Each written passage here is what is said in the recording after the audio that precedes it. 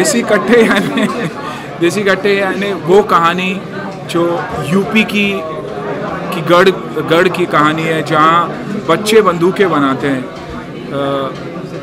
2000, 3000, 5000 में ये बंदूकें बिकती है और कहीं ना कहीं ये बच्चे बड़े होकर शूटर्स बनते हैं और गलत काम की तरफ उतरते हैं। एक मेजर इन दोनों को, अखिल और जय को, एक शूट आउट में देखता है और उनकी हुनर और उनकी टैलेंट को देखकर उसे ये लगता है कि कहीं ना कहीं ये डेफिनेटली गलत रास्ते पे और इन्हें शूटिंग यानी स्पोर्ट के रास्ते पे ले आना चाहिए। कोशिश करता है, 50% सक्सेसफुल रहता है और 50% नहीं। और ये कहानी है जो फाइनली एक स्पोर्ट्स बैकड्रॉप पे क्लाइमैक्स उसकी एंड होती है, जो बहुत ही इमोशनल है। मैं मानता हूँ ये इस फिल्म की स्ट्रॉन्ग पॉइंट्स इमोशन है और अखिल और जय की परफॉर्मेंस, वैसे ही दोनों लड़कियों की परफॉर्मेंसेस, नई टैलेंट, लेकिन देख के ऐसे लगता है कि बहुत ही एक्सपीरियंस है। मेरे पास आर्यन स्क्रिप्ट लेके आए और जैसे आपने अभी प्रोमो देखा तो फ्रेशनेस थी जी, रोज़ ही वही चीज़ चल रही है, रोज़ ही एक डिस्को में गाना कर रहा है, वही कपड़े मनीष मल्होत्रा के, वही सारी चीज़ें, उससे कुछ अलग नहीं हो रहा है।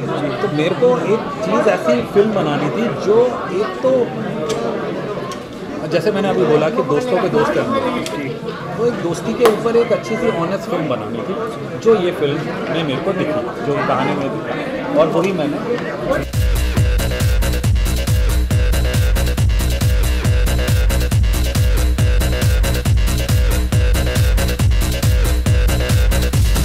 यूपी के कानपुर के बहुत बड़े गैंगस्टर थे बबलू चौधरी, तो उसका किरदार निभा रहा हूँ। रोल बहुत अलग है, जय हो से बहुत डिफरेंट, मतलब इस टोटली डिफरेंट फ्रॉम जय हो। जय हो में एक जर्नी था कि एक आदमी नेगेटिव है, फिर वो लास्ट में पॉजिटिव हो जाता है। इसमें out and out you will get out and you will find out and out negative role.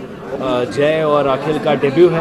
Anna is there, अन्ना के साथ दूसरी फिल्म है, अन्ना जय हो में भी थे मेरे साथ, तो ये भी एक खुशकिस्मती है कि The movie is it's got a very interesting journey of two characters who start in a village with no money, nothing with them, no family. It's just the two of them, and how the journey of the two friends, one becomes a gangster and one becomes a sports person, and how the rift between the two, but still how they love each other so much as friends, that the heartbreak of not being together, being on different paths in life.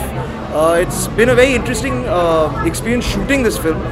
बहुत ही अलग character है, बहुत ही अलग look है from Aurangzeb, जो मेरी debut film थी, तो आप लोगों को बहुत ही एक अलग अवतार में मैं दिखूंगी। So I hope you all like it.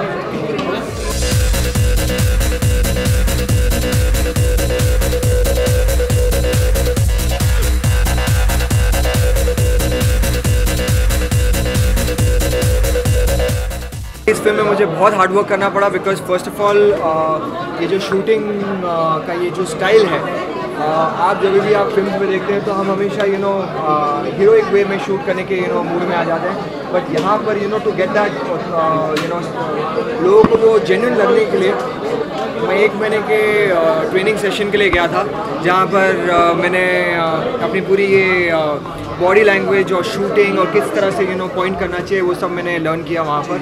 And साथ ही साथ काफ़ी वेट लूज़ भी करना पड़ा, क्योंकि ऐसे हट्टे खट्टे देसी कट्टे वाले बहुत मुश्किल से मिलते हैं, तो उसके लिए मुझे काफ़ी कट डाउन करना पड़ा एंड थोड़ा सा वीक दिखना पड़ा in the first half, so that लगे कि हाँ खाने पीने के थोड़े से लाले पड़े। जी चेंजेस नहीं, I think from a dialogue perspective हम रोज़ बैठते थे और डिसाइड करते थे कि क्या होना चाहिए, कितना रियल होना चाहिए। शूटिंग के दौरान, बॉडी लैंग्वेज के दौरान मुझे डेफिनेटली ट्रेन करना पड़ा, क्योंकि मैं तो एयर पिस्टल चलाता था, एयर गन चलाता था, लेकिन कभी प्रोफेशनली हमने किसी ने शूटिंग नहीं की थी। तो जब रेंज पे गए तो जो सोचा था वो हुआ ही नहीं। मुझे लगा था कि बुलजाई मारेंगे या बुलजाई के आसपास मारेंगे, बुलजाई छोड़िए आई थिंक 15 फीट दूर स्टेडियम के बाहर मारते थे। लेकिन ट्रेनिंग के बाद कहीं ना कहीं सुधार आई, लेकिन डेफिनेटली शूटिंग करते वक्त आपको लगेगा कि प्रोफेशनल्स ही शूट कर रहे हैं।